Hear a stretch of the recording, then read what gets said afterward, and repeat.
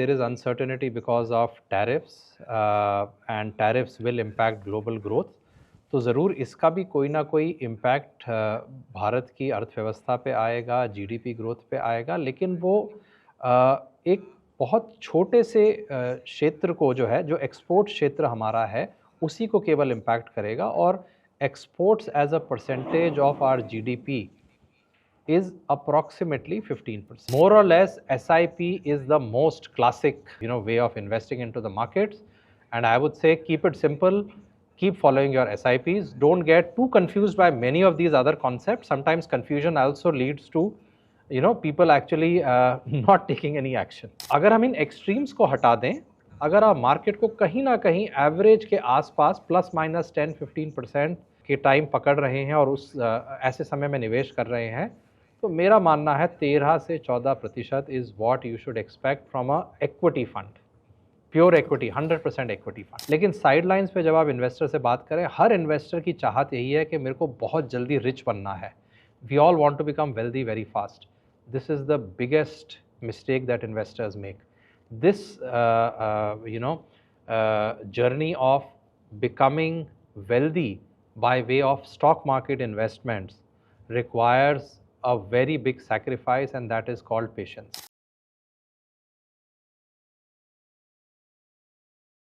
Hello friends, मेरा नाम नम्रता अरोरा है। Welcome back to mutual funds की बात। म्यूचुअल फंड्स की बात में हम ग्लोबल और Indian economic conditions, commodities, stock markets, mutual funds, इन सब के बारे में बात करते हैं। और आज हमारे इस एपिसोड में we have very renowned personality from the mutual fund industry. तो आज हमारे साथ है mister Ajay Tyagi, who is the head of equities at UTI asset management. Mister Ajay Tyagi joined UTI in the year 2000 and has successfully carried out various roles and responsibilities across equity research, offshore funds, as well as domestic onshore funds. Mr. Ajay has won many awards and accolades for his performance both domestically and globally. Mr. Ajay presently manages UTI's flagship equity scheme in India and is also the investment advisor to UTI International's range of India-dedicated offshore funds. Mr. Ajay is a CFA charter holder from the CFA Institute USA and also holds a master's degree in finance from Delhi University.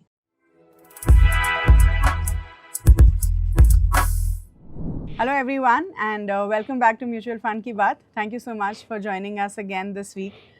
So again, on special demand, we have with us today Mr. Ajay Tyagi, who is the head of equities for UTI Mutual Fund.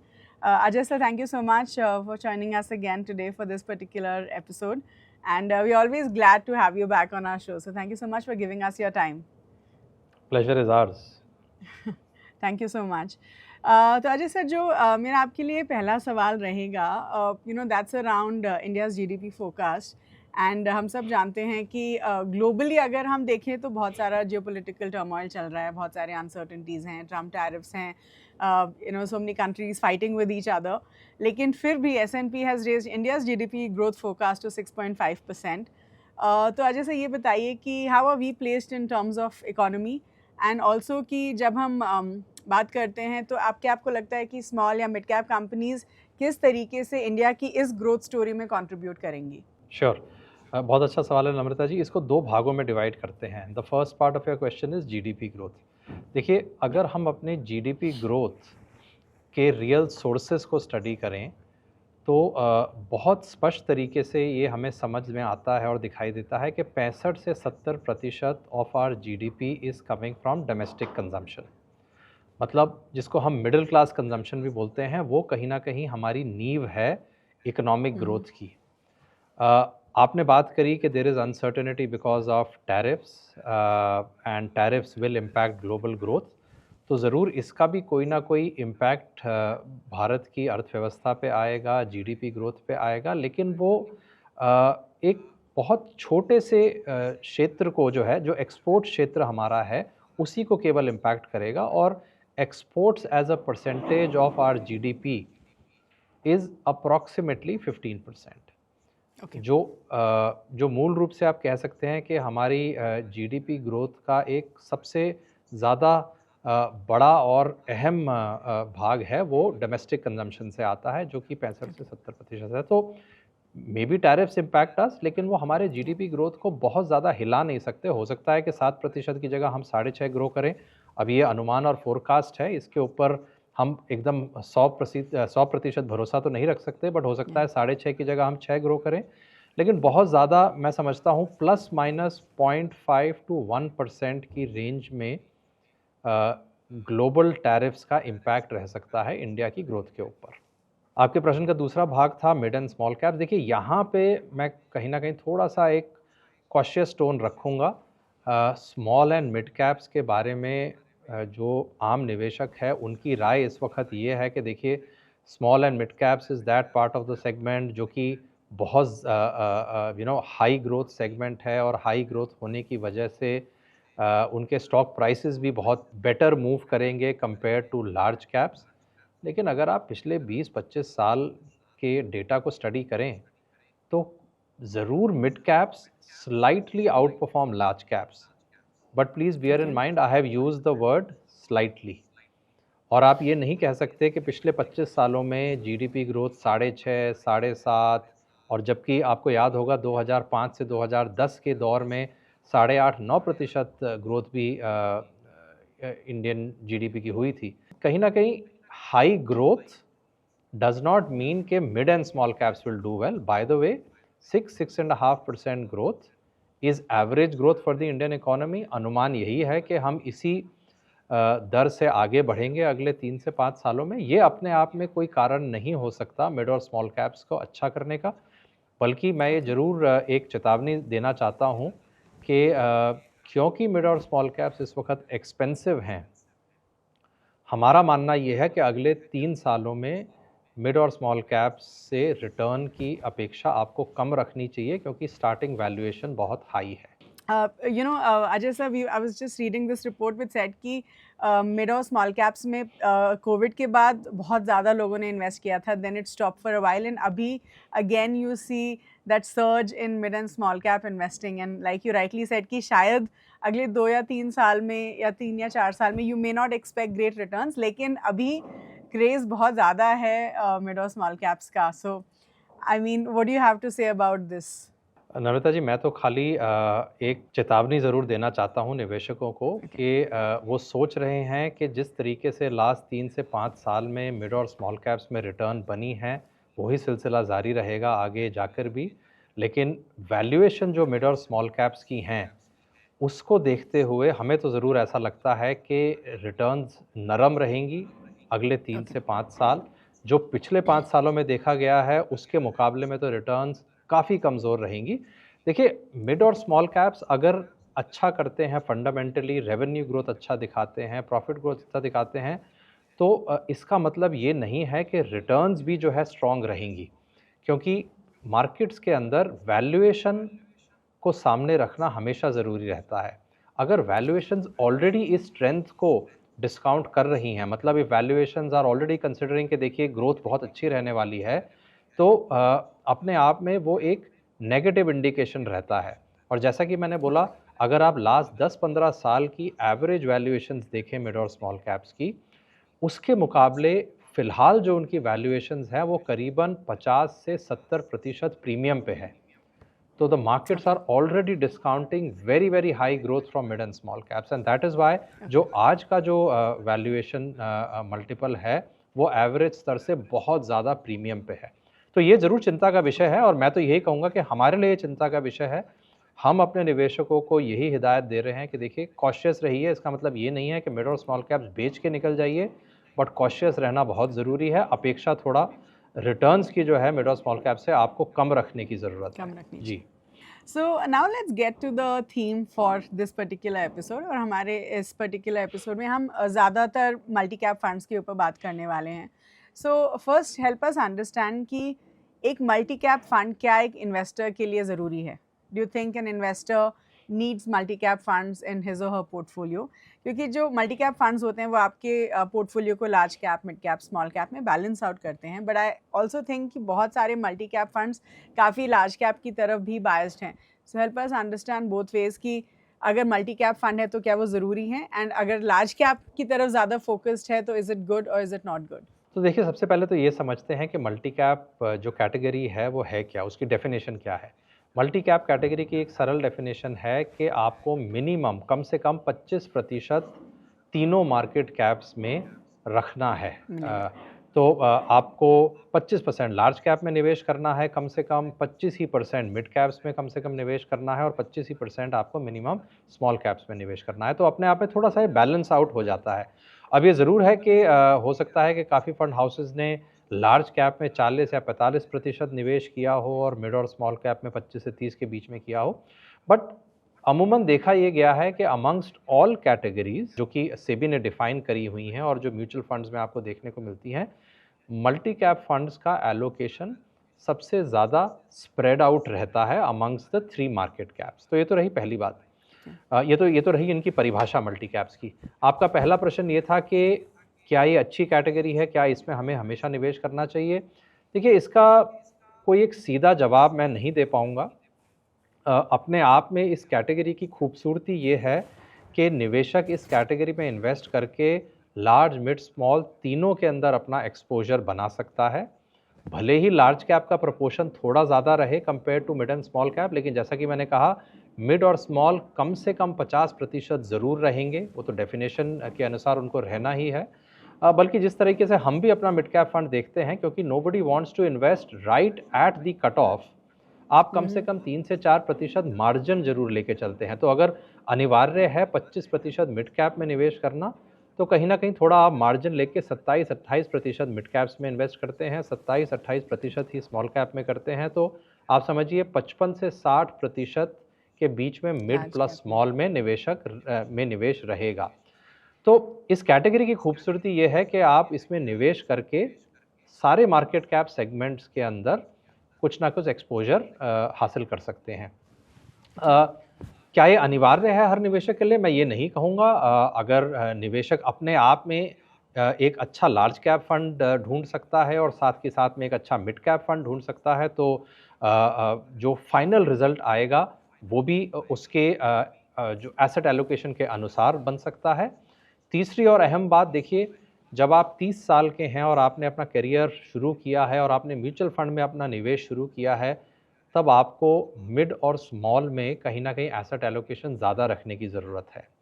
अगर आप multi cap में रखेंगे तो जैसा कि मैंने कहा, हो सकता है कि आपका 50-60% हो, उससे ज़्यादा ना हो। अगर आप 60-65 साल के बुज़ुर्ग हैं और उस स्टेज पे आप अपना म्यूचुअल फंड का एसेट एलोकेशन देखते हैं, तो कहीं न कहीं आपको 70 से 75% कम से कम लार्ज कैप्स की तरफ रहना चाहिए। तो आई वुड से कि अनिवार्य नहीं है कि आप मल्टी कैप में निवेश करें। It is not one of those category which is solution to everyone and everyone's needs and requirements. Needs, या लेकिन उसकी कुछ ना कुछ खूबियाँ भी हैं जो मैंने आपके सामने रखी। जी। श्योर।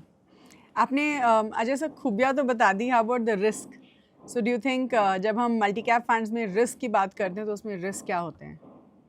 देखिए, सबसे बड़ा रिस्क मल्टी कैप फंड का ये है कि जैसा कि मैंने कहा, करीबन 50 से 60% हर समय आपको मिड और स्मॉल में रखना ही स्मॉल कैप में पड़ेगा। मिलेगा। अब जैसा कि हमारी राय इस वक्त ये है कि मिड और small cap slightly over heated market है और हमारी ये अपेक्षा है कि आने वाले सालों में मिड और small caps may not perform as well as large caps.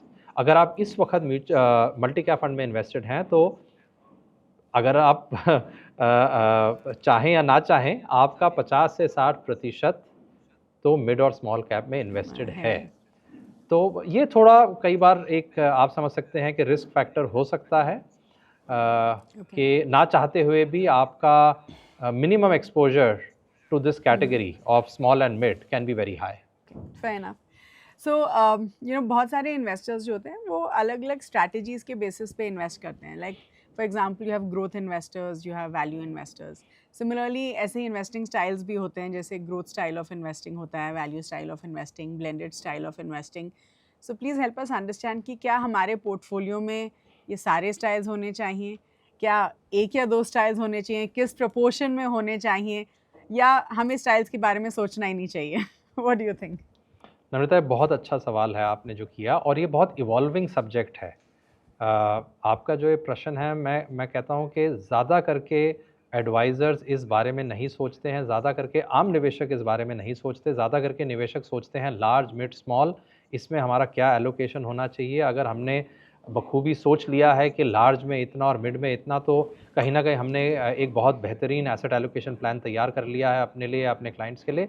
लेकिन सही मायने में asset allocation plan along with market capitalisation, जैसे हम जानते हैं 3 मार्केट कैपिटलाइजेशन होती हैं, लार्ज, मिड और स्मॉल, उसके साथ के साथ उनको स्टाइल एक्सिस पे भी ये देखने की ज़रूरत है कि उनके फंड्स ग्रोथ फंड हैं, वैल्यू फंड हैं, या उन दोनों के बीच में ब्लेंड फंड्स हैं।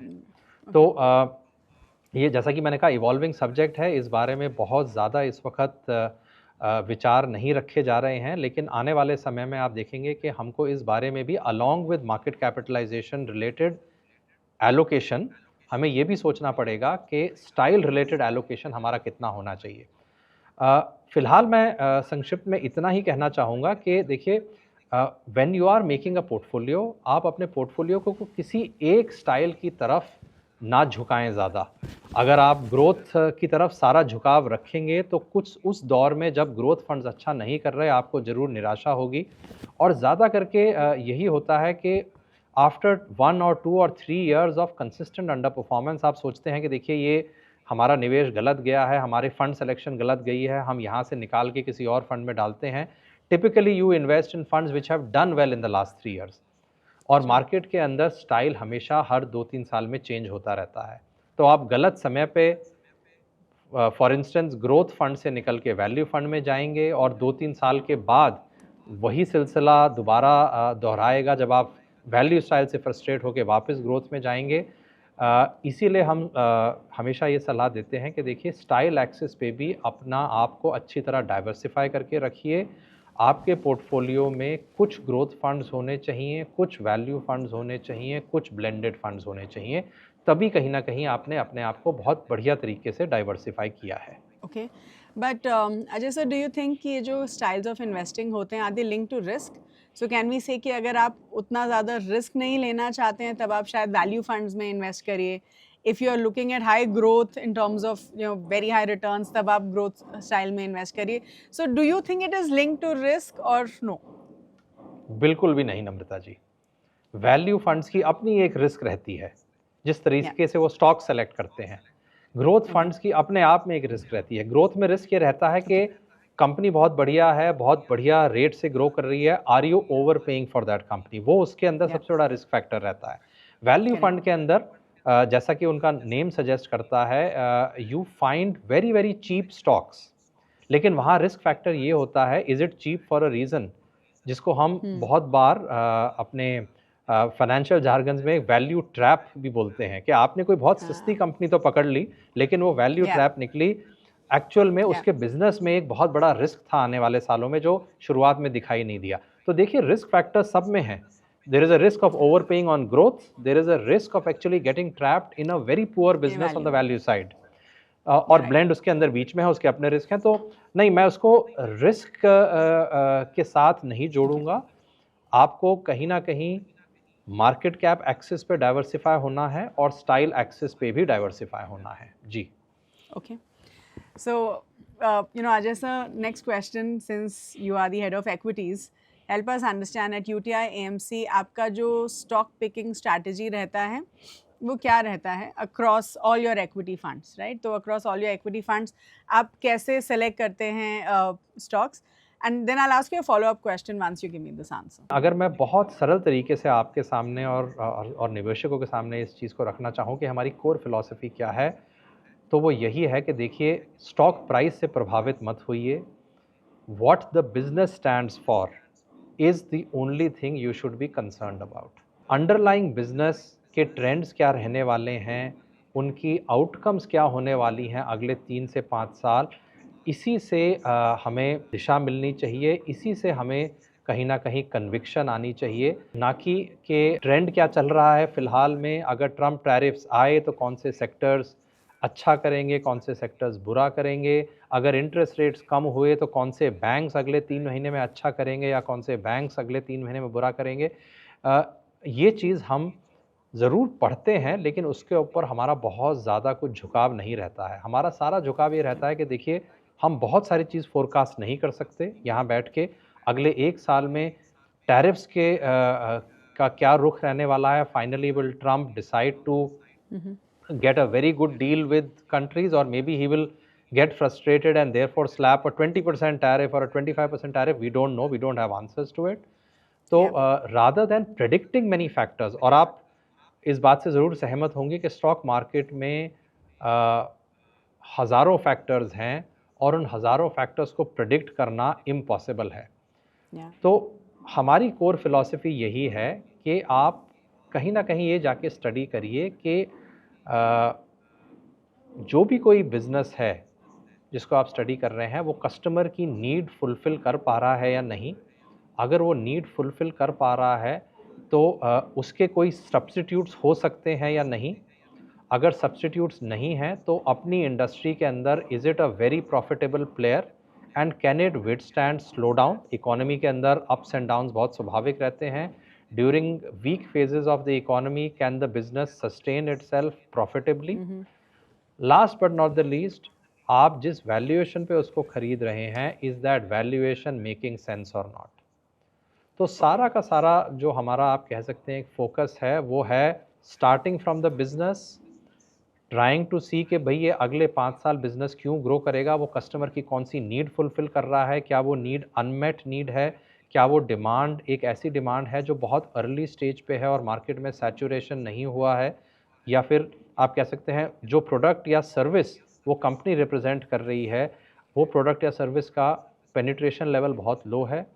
अगर यस, क्या कंपनी ने एक बहुत प्रॉफिटेबल मॉडल ऑलरेडी डिस्कवर कर लिया है, which means it's a win-win for customers as well as for the company. Last but not the least, what's the valuation at which you are buying?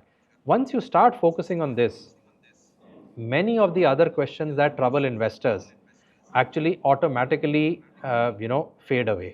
आपको बहुत ज़्यादा सोचने की फिर ज़रूरत नहीं है कि 25 बेसिस रेपो रेट कट आएगा नहीं आएगा, रुपी जो है 86 के लेवल पे रहेगा या 88 के लेवल पे रहेगा। जैसे कि मैंने बोला, there could be thousands of factors in the market. You don't need to, first of all, you can't study and analyze those 1000 factors. By the way, you don't even need to analyze those 1000 factors if your focus is only and only on the business. And how about the exit strategy? तो मान लीजिए आप अपने किसी there are some stocks in your portfolio, तो आप वो क्या रेड फ्लैग्स देखते हैं जिसकी वजह से आप as a fund house decide करते हैं कि हमें इन स्टॉक से एग्जिट करना है? देखिए नम्रता जी, एग्जिट हमेशा रेड फ्लैग की वजह से नहीं होता है।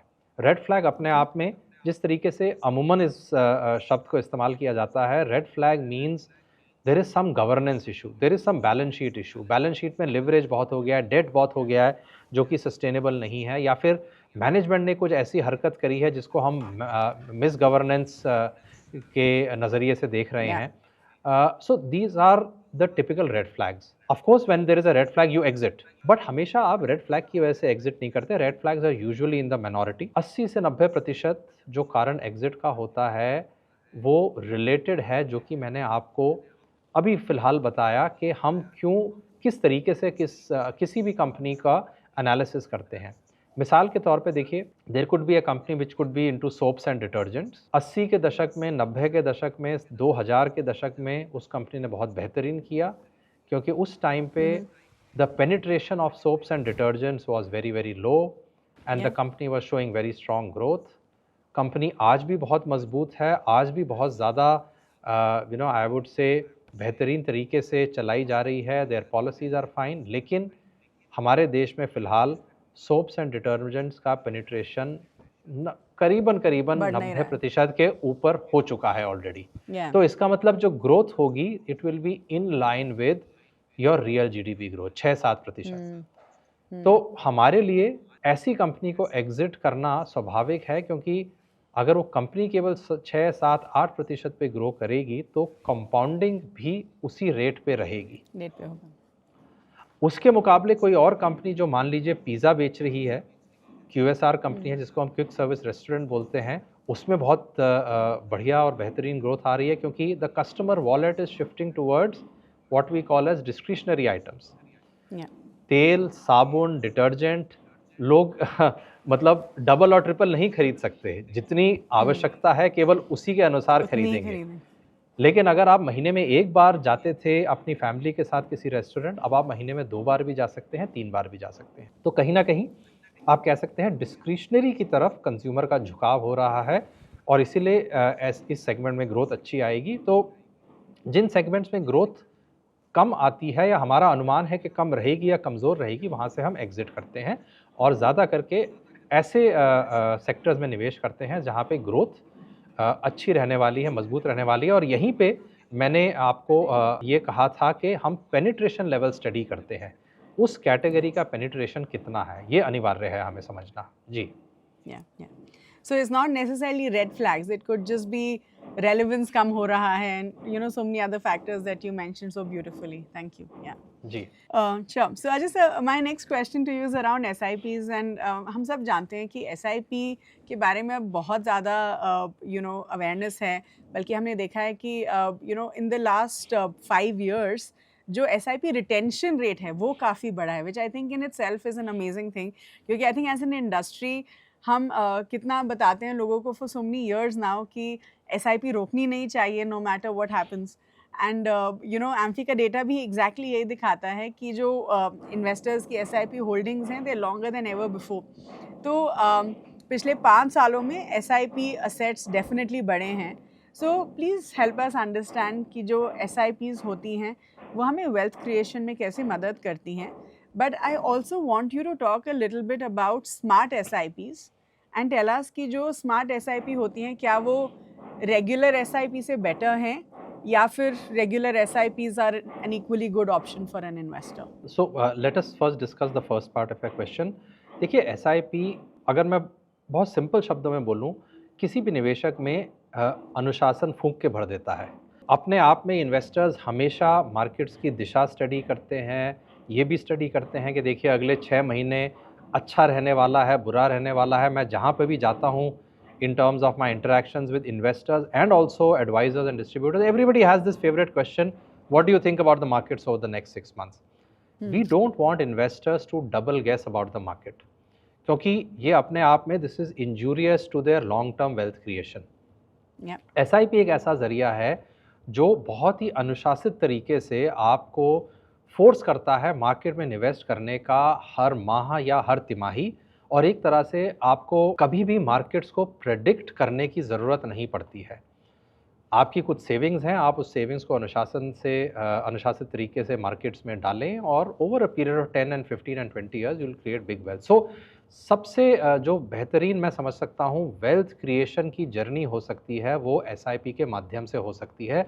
आपको किसी भी एक्सपर्ट से सलाह लेने की ज़रूरत नहीं है कि आप कब पैसा डालें, कब बाहर निकालें। आप रेगुलर बेसिस पे निवेश करते रहें in the chosen fund. Second part of A question was smart SIP। देखिए स्मार्ट SIP का थोड़ा सा एक ट्वीक है।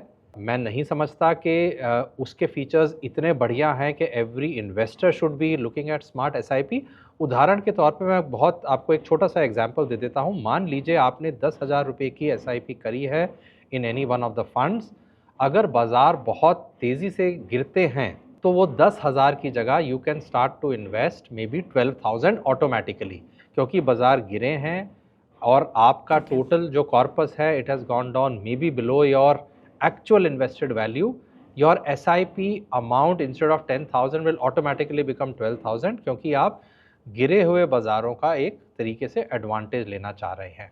तो थोड़ा बहुत ज़रूर हेल्प कर सकता है, मैं मना नहीं करता, लेकिन more or less SIP is the most classic way of investing into the markets, and I would say keep it simple, keep following your SIPs, don't get too confused by many of these other concepts. Sometimes confusion also leads to people actually not taking any action.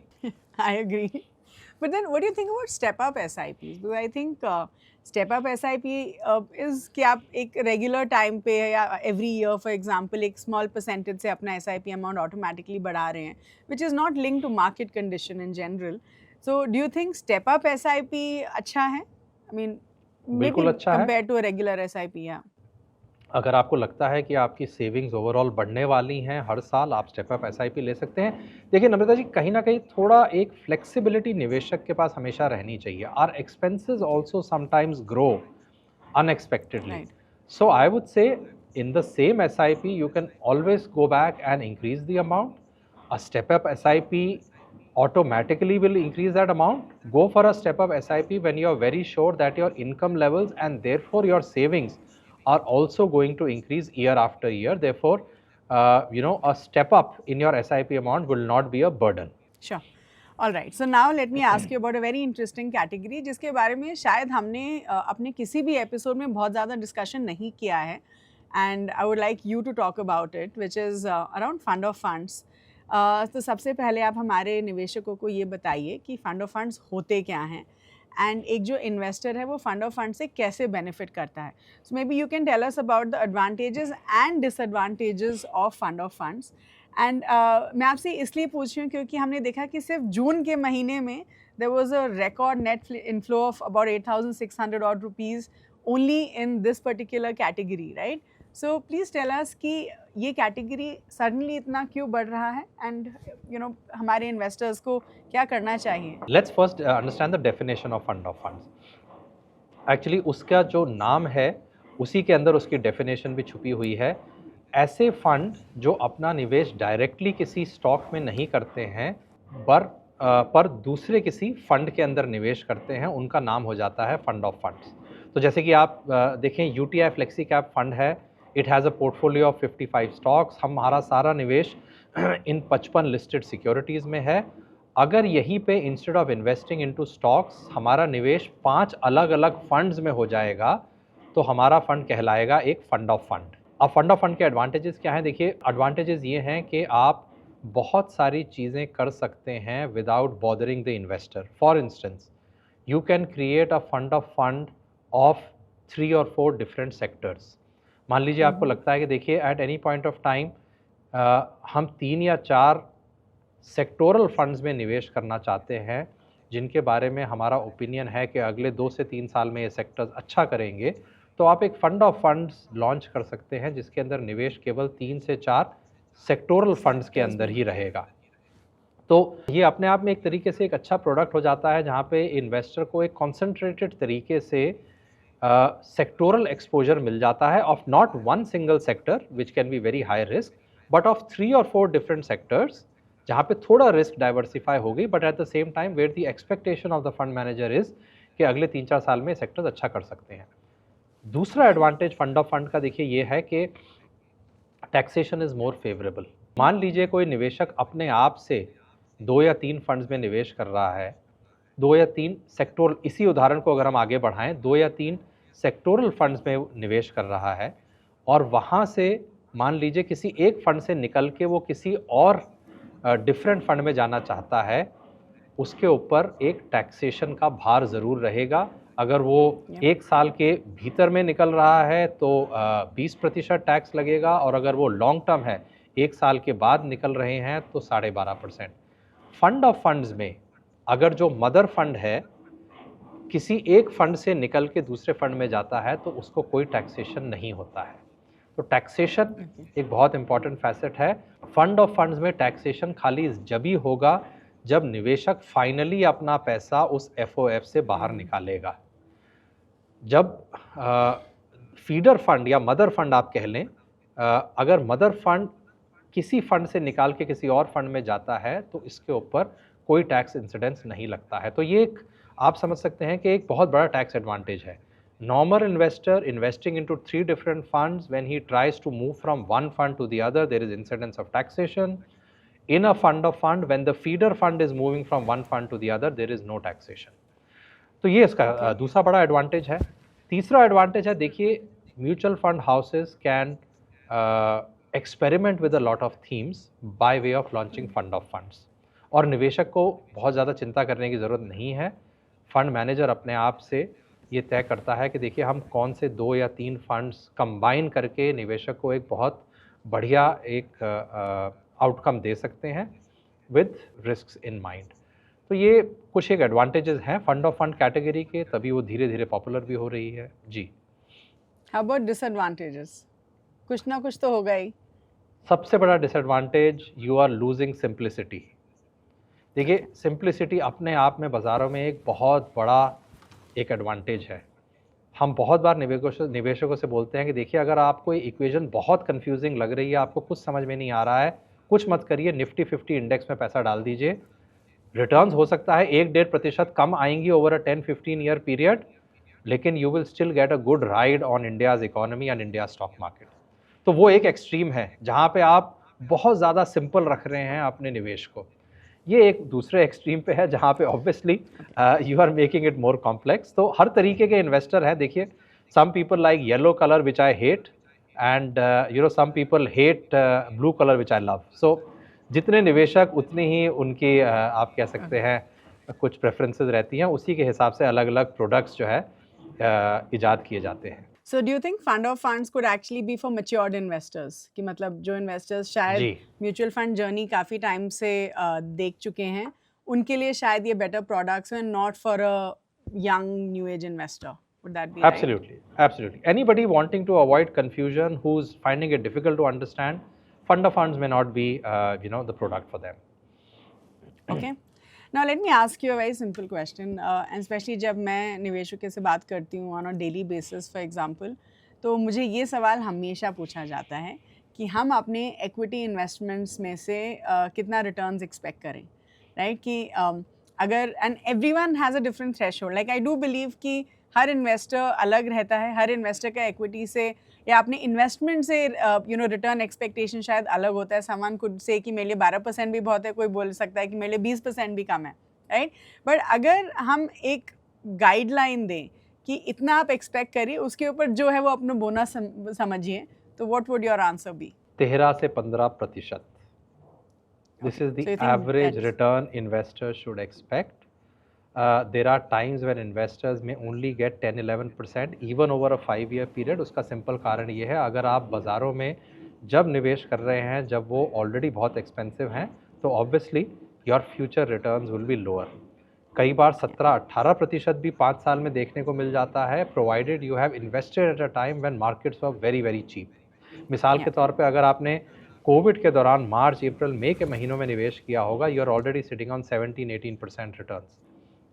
अगर आपने एक ऐसे दौर में invest किया है when markets are always very expensive, तो अगले 5 साल, और 5 साल अपने आप में कोई छोटे समय सीमा नहीं होती, 5 साल में भी आपको खाली 10-11% का रिटर्न मिला है. तो अगर हम इन एक्सट्रीम्स को हटा दें, अगर आप मार्केट को कहीं ना कहीं एवरेज के आसपास +-10-15% के टाइम पकड़ रहे हैं और उस ऐसे समय में निवेश कर रहे हैं, तो मेरा मानना है 13 से 14% is what you should expect from a equity fund, pure equity, 100% equity fund. जी. Sure. And I would just like to give a disclaimer to especially new investors कि जब हम रिटर्न्स की बात करते हैं, हमें ये समझना चाहिए कि इक्विटी में रिटर्न्स फिक्स नहीं होते हैं, right?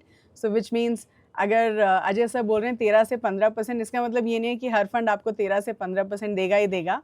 So you should be careful, and when you investing in equity आपको समझना चाहिए कि these are just ball park numbers that you can have as an expectation. लेकिन ये मत समझिए कि अगर बोल दिया तो बस यही मिलना चाहिए, उससे कम में मुझे नहीं होगा, right? So I think everyone should understand that. All right. जी. So now just we are coming towards the fag end of this conversation. So one more question is, ऐसी कौन सी must have mutual fund categories हैं जो हर investor के portfolio में होनी चाहिए, चाहे वो यंग इन्वेस्टर, चाहे वो मैच्योर्ड इन्वेस्टर है, एनी कैटेगरी ऑफ इन्वेस्टर्स, जो मस्ट हैव कैटेगरीज हैं वो क्या होनी चाहिए आपके हिसाब से? कोई एक कैटेगरी नहीं है नम्रता जी, मैं 2-3 कैटेगरीज का नाम लूँगा जो मुझे लगता है हर निवेशक के पास कहीं ना कहीं होनी चाहिए. इसमें मैं नाम लूँगा large cap, mid cap, flexi cap. ये 3 ऐसी कैटेगरीज हैं जो निवेशकों के पास किसी ना किसी प्रोपोर्शन में ज़रूर होनी चाहिए, और चौथी कैटेगरी आप उसमें मल्टी कैप भी ऐड कर सकते हैं. जी. Okay, okay, fair. Last question Ajay sir, what are, ये आई एम श्योर मैं आपसे पहले ही पूछ चुकी हूँ, but I would like you to may be give a more elaborate answer. आपके पिछले more than 2 decades of your investing journey, आपकी क्या लर्निंग्स रही हैं from your personal investments, and what are some of the mistakes that you have made in your investment journey? देखिए, सबसे पहली learning बाज़ारों में यही है, patience, patience and patience. I think the biggest mistakes are made when people want कि नतीजे आने चाहिए एकदम फ़ौरन, 3 से 6 महीने में हमें रिटर्न दिखाई देनी चाहिए. We want to get most investors, when I speak to them very frankly, देखिए एक तो बात होगी when you are meeting to them, when you are speaking to them in a forum, and obviously हर निवेशक उस टाइम गार्डेड होता है, बहुत खुल के बात नहीं करता है. लेकिन साइडलाइंस पे जब आप इन्वेस्टर से बात करें, हर इन्वेस्टर की चाहत यही है कि मेरे को बहुत जल्दी रिच बनना है. We all want to become wealthy very fast. This is the biggest mistake that investors make. This journey of becoming wealthy by way of stock market investments requires a very big sacrifice, and that is called patience. बिना उसके आप wealthy नहीं बन सकते. If you are lucky, maybe you can, but I think if you really want to follow a process and you want to be reasonably certain about becoming wealthy, तो आपको सबसे पहली चीज़ जो सबसे पहली क्वालिटी जो सीखनी पड़ेगी वो होगी the quality called patience. That's number one. Sure. Number 2 is, देखिए आपको कच्चे कान का नहीं होना है. एक अंग्रेजी में कहावत है, अब मैं इसको थोड़ा व्यंग के माध्यम से आपके सामने रख रहा हूँ. विंस्टन चर्चिल जो ब्रिटिश प्राइम मिनिस्टर हुआ करते थे, he was a very tall figure in British politics around the second world war. He had once jokingly said in the UK Parliament that before marriage keep eyes wide open, after marriage keep eyes half closed. देखिए, जब आपने शादी कर ही ली है और आपने अपना partner चुन लिया है, तो आपको बार बार उसकी कमियां नहीं देखनी है, उसके अंदर बार बार नहीं देखना है कि क्या नुक्स हैं क्या नहीं है.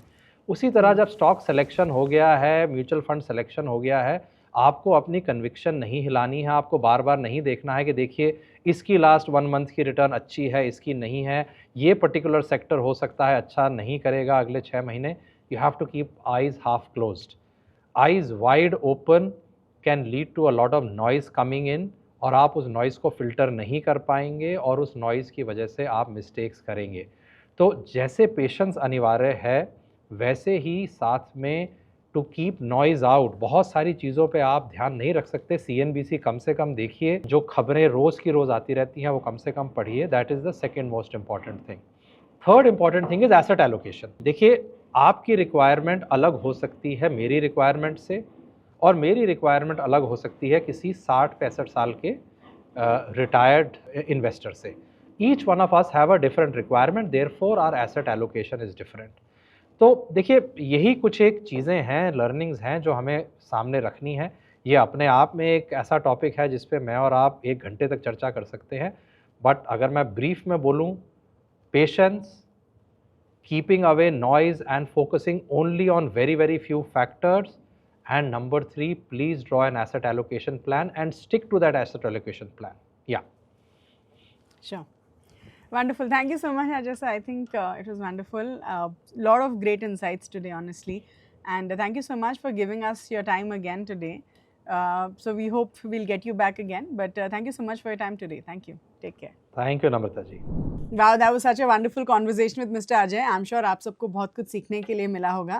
तो जल्दी से जो भी पॉइंट्स हमने डिस्कस किए मैं आपके लिए समराइज कर देती हूँ. तो सबसे पहले हमने मिस्टर अजय से ये पूछा कि बहुत सारे इन्वेस्टर्स हैं जो आजकल मीडिया स्मॉल कैप फंड्स में इन्वेस्ट कर रहे हैं, तो वो उनको क्या बोलना चाहेंगे. तो मिस्टर अजय बोलते हैं कि अभी अगर देखा जाए तो मिड और स्मॉल कैप फंड्स उतने ज़्यादा रिटर्न्स नहीं दे रहे हैं. एंड दैट्स बिकॉज ये जो कैटेगरी है ये अभी प्रीमियम पे ट्रेड कर रहे हैं. That's basically way above the average. तो एज एन इन्वेस्टर आपको सबसे पहले अपने मिड और स्मॉल कैप फंड से जो एक्सपेक्टेशन है उसको मॉडरेट रखना चाहिए टू अवॉइड एनी डिसअपॉइंटमेंट. फिर हमने मिस्टर अजय से मल्टी कैप फंड्स के बारे में डिस्कस किया. एंड मिस्टर अजय सेज कि जो मल्टी कैप फंड्स होते हैं वो true to label diversified equity funds होते हैं, क्योंकि उनमें आपको large cap, mid cap, small cap तीनों में अच्छा एलोकेशन मिलता है. बट ही ऑल्सो सेज कि इसका जो फ्लिप साइड है वो ये है कि जनरली मल्टी कैप फंड्स में आपको मिड और स्मॉल कैप का एक डिसेंट रीजनेबल एलोकेशन मिलेगा, जिसकी वजह से इन फंड्स में रिस्क भी ज़्यादा हो जाता है. फिर हमने मिस्टर अजय के साथ SIP और स्मार्ट SIP के बारे में डिस्कस किया. एंड मिस्टर अजय सेज कि SIP is a classic way of investing your money, जहां आप एक डिसिप्लिन तरीके से स्टॉक मार्केट में इन्वेस्ट कर सकते हैं to build wealth over a period of time. इसमें आपको किसी भी एक्सपर्ट से पूछने की ज़रूरत नहीं है. एज लॉन्ग एज आप एक अच्छा म्यूचुअल फंड सेलेक्ट करिए, उसमें आप रेगुलरली SIP करते रहिए irrespective of the market movement. जो स्मार्ट SIP होती हैं वो आपके SIP अमाउंट को ऑटोमेटिकली बढ़ा देंगी at falling markets. But he still believes कि classic SIPs are still the way to go to build your wealth over a period of time. फिर हमने मिस्टर अजय त्यागी के साथ फंड ऑफ फंड्स के बारे में डिस्कस किया. ही सेज कि फंड ऑफ फंड्स ऐसे म्यूचुअल फंड्स होते हैं जो दूसरे म्यूचुअल फंड स्कीम्स में इन्वेस्ट करते हैं. तो ही सेज कि फंड ऑफ फंड्स के काफ़ी बेनिफिट हो सकते हैं. सबसे पहला बेनिफिट हो सकता है कि अगर आपको मल्टीपल थीम्स में इन्वेस्ट करना है तो आप एक ऐसे फंड ऑफ फंड में इन्वेस्ट कर सकते हैं जो 3 या मोर सेक्टर्स को कंबाइन करके उस फंड में इन्वेस्ट करते हैं। सो इसमें आपको जो है कॉन्सेंट्रेटेड तरीके से आपको सेक्टर एलोकेशन के हिसाब से अपने मनपसंद सेक्टर में इन्वेस्ट करने का मौका मिलता है। ही सेज कि फंड ऑफ फंड्स में आपको टैक्स बेनिफिट्स भी मिलता है। सो जो फंड हाउसेस होते हैं वो काफ़ी थीम्स को कंबाइन करके एक फंड ऑफ फंड बना सकते हैं और जिसका काफ़ी अच्छा बेनिफिट इन्वेस्टर्स को मिल सकता है। फिर हमने मिस्टर अजय से पूछा कि एक इन्वेस्टर जो है अपने इक्विटी फंड से क्या रिटर्न्स की एक्सपेक्टेशन रख सकते हैं। सो मिस्टर अजय सेज कि आइडियली अगर आप इक्विटी फंड्स में इन्वेस्ट करें तो आप 13 से 15% तक का रिटर्न एक्सपेक्टेशन रख सकते हैं।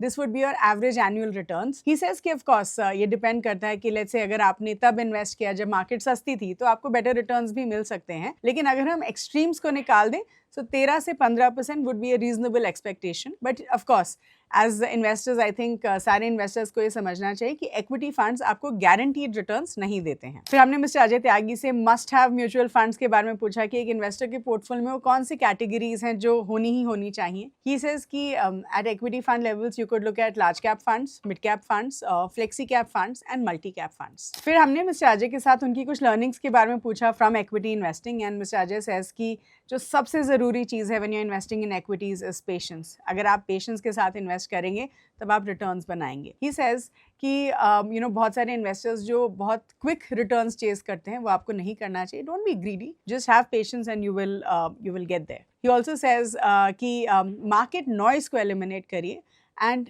equity funds में सही asset allocation के साथ invest करिए। So that was about it in this particular episode. I do hope all of you had a wonderful learning experience. Thank you so much for watching. Please do like this video, share it with everyone, and please do subscribe to the Grow Mutual Fund channel, which is called Mutual Funds with Grow. Thank you so much for watching.